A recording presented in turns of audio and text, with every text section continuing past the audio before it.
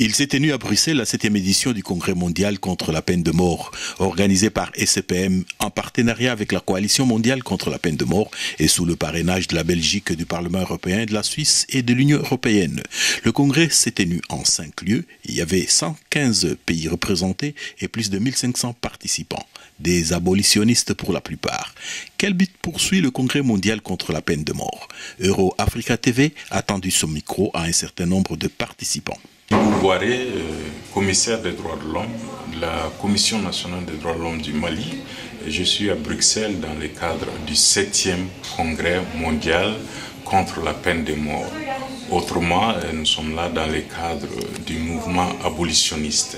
Donc ce congrès a pour objectif de développer notamment les stratégies à mettre en œuvre pour amener nos pays à adopter des lois pour l'abolition de la peine de mort.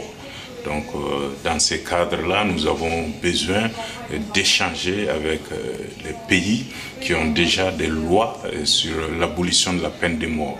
Et en ce moment, les échanges permettront à nous également, à notre retour dans nos pays, de développer les mêmes stratégies pour pouvoir convaincre les autorités compétentes vraiment à adopter des mesures allant dans le sens de l'abolition.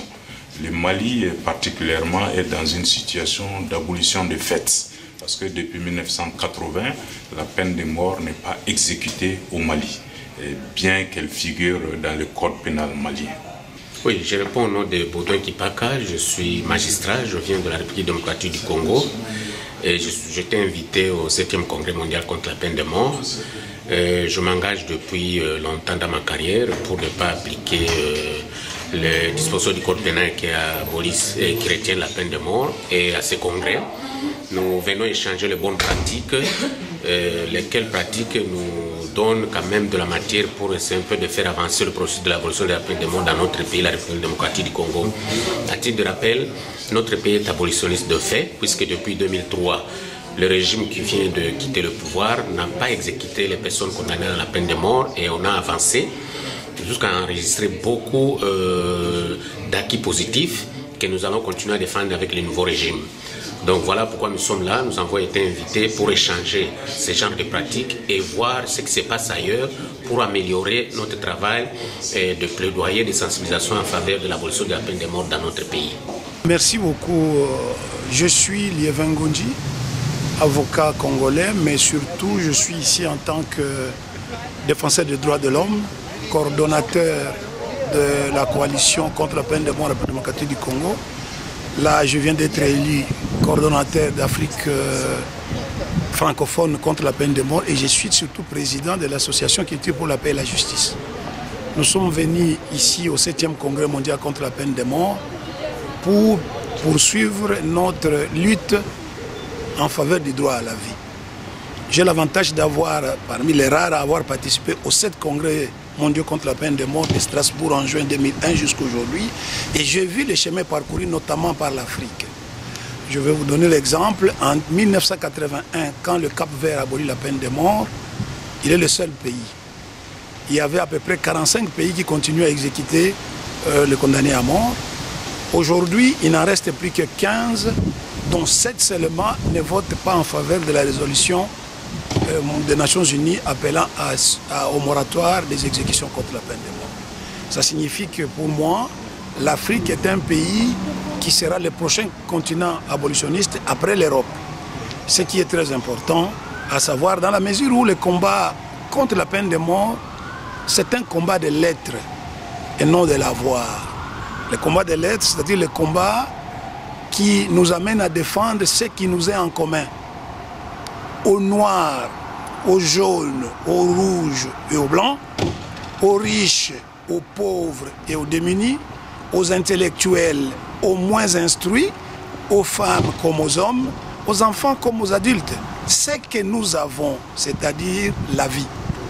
Par contre, nous pouvons être différents sur nos idées, sur quoi que ce soit, mais le plus important, c'est de savoir est-ce que nous avons le droit de porter atteinte à ce que nous avons de plus sacré. Évidemment, on va me dire, ah, le sacré, c'est quelque chose de croyance, mais oui, même ceux qui pensent qu'ils ne croient en rien ils vous diront, moi, la valeur la plus importante, c'est la vie. Donc c'est sacré, ici considéré comme la chose qui est la plus importante pour chacun de nous. Voilà en résumé ce que je peux vous dire. My name is Hulda Paul, coming from Sierra Leone to attend the 7th World Congress on the death penalty, the abolition of death penalty. So we're here to participate in the seminar and to take back the information so that our own country will get onto our politicians, our leaders, the government officials, to tell them what we have learned here and how we'll go about to abolish the death penalty in our country. Though we are not instituting it, it's there.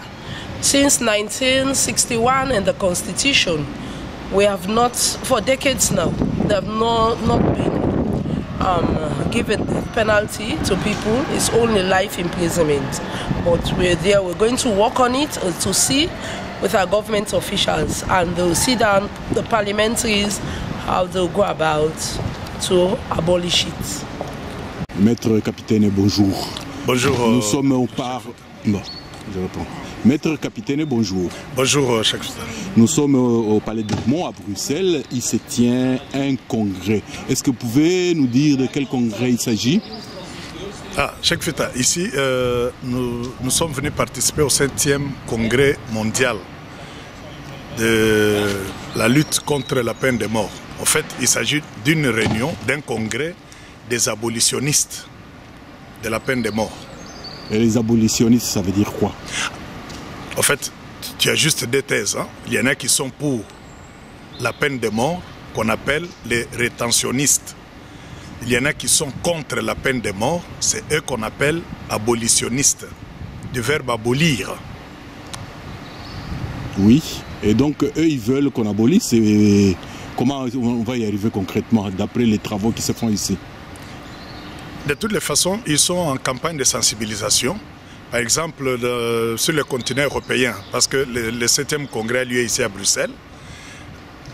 C'est Bruxelles qui abrite ce congrès, mais l'Europe, d'une manière générale, a déjà aboli la peine de mort. Il n'y a qu'un seul État, je crois la Biélorussie, si je m'en sors bien, qui n'a pas encore aboli cette peine de mort, raison même pour laquelle elle ne s'est pas adhérée ou intégrée l'espace européen.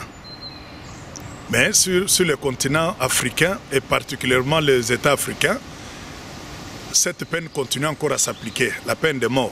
Bon, moi je suis ressortissant congolais, nous continuons encore à appliquer, sur le plan légal, il y a la peine de mort qui est consacrée dans le code pénal congolais.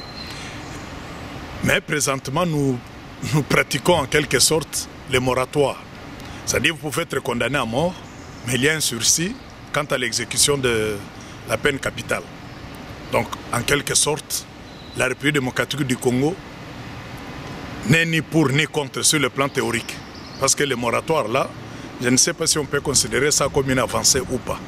Mais moi personnellement, qui vous parle, s'il m'était demandé de donner mon opinion, je suis encore à ce stade rétentionniste. Et j'en ai discuté même avec les membres de Berco. Plusieurs sont hésitants. Alors nous sommes partisans de cas par cas. Nous estimons qu'abolir la peine de mort, les arguments pour l'abolition de la peine de mort tiennent compte du fait des erreurs judiciaires. La crainte de condamner les innocents et de laisser les vrais coupables en circulation.